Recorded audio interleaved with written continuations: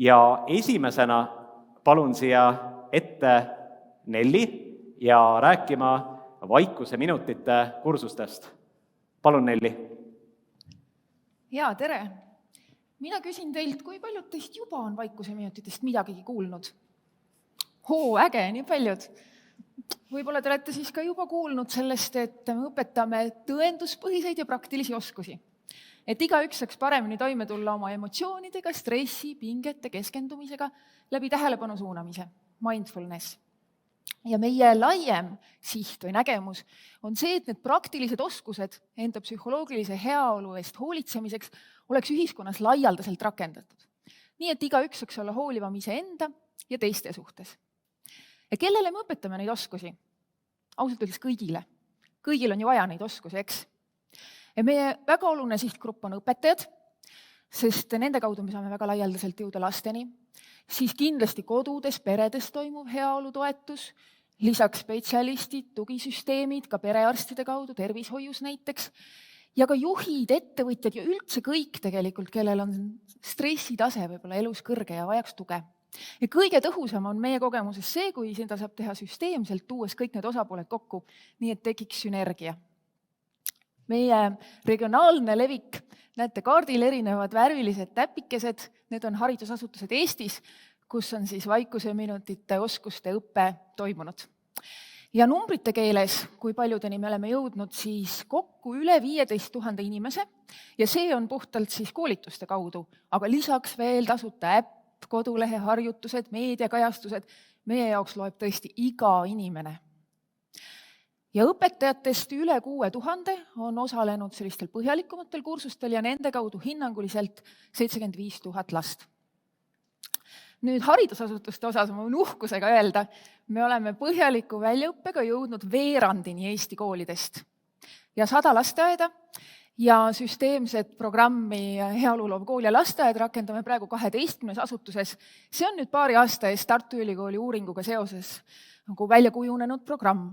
Ja sellest uuringust ma tahan teile kindlasti rääkida, sest see on hästi meie mõju osas oluline, aga ka selline sisuline verstapost. Ja see on päris range uuring, oli suure valimiga, aktiivse kontrollgrupiga, juhuvalikuga ja kõige ägedam minu meelest see, et seal oli objektiivne mõõtevahend. Ehk reaalselt võeti siis õpilastelt näpuotsa vereproov ja analüüsiti stressimarkereid, et määrata füsioloogiline stressitase. Mis teie meelest sügisel toimub stressitasemega septembrist novembrini tavaliselt? Tõuseb, eks stressitase tõuseb karmilt ja see juhtuski kontrollgrupis. Aga meie tulemustest rääkides, siis vaikuseminutite grupis stressi füsioloogilised näitajad langesid. Ja teine oluline tulemus, kurnatust esines märkimisväärselt vähem. Ja see on nüüd vaimse tervise ennetuses oluline. See on selline jõuetus, millest välja ei puhka. Ja psühhiaatrid ütlevad, et see on tihedalt seotud läbipõlemise riskiga, see on seotud sageli depressiivsuse, teiste häiretega. Kolmas tulemus, vähem ärevuse ja paanikasümptomeid. Nendes koolides, kus siis kavakindlalt programmi rakendati. Need 3 tulemust minu jaoks annavad sellise kindla seljataguse meile, et me tõesti suudame efektiivselt panustada vaimse tervise ennetusse. Kas teid huvitavad õpetajate tulemused ka? Täiskasvanute tasand. Need me oleme ka täiskasvanud, eks? Näitan põgusalt, toon siit võib-olla esile selle emotsioonide reguleerimise, sest see oli õpetajatele endile kõige olulisem.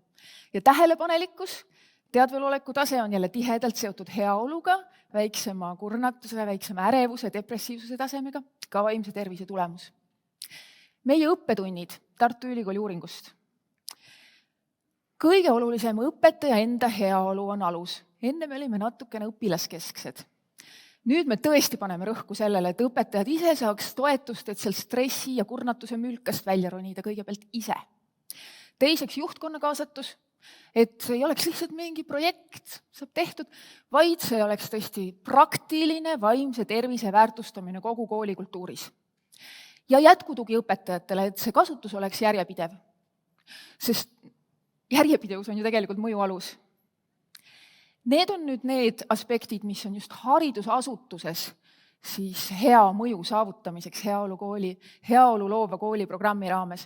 Aga kui ma lõpetuseks veel vaatan korra üldisemale pildile, vaimse tervise kriisi lahendustele, siis meie nägemuses ikkagi hästi oluline on tuua need osapooled kõik pilti, kompleksselt tegeleda mitte ainult hariduse, vaid ka lapsevanematega, ka tervishoiu, sotsiaalsüsteemiga ja ka nende ettevõtjatega, kes tegelikult ju ka hoolivad inimeste heaolust.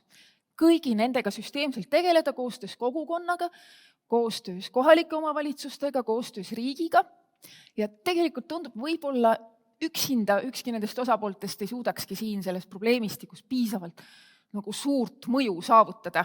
See ei ole nii lihtne, on ju. Aga koostöös me suudame seda paremini.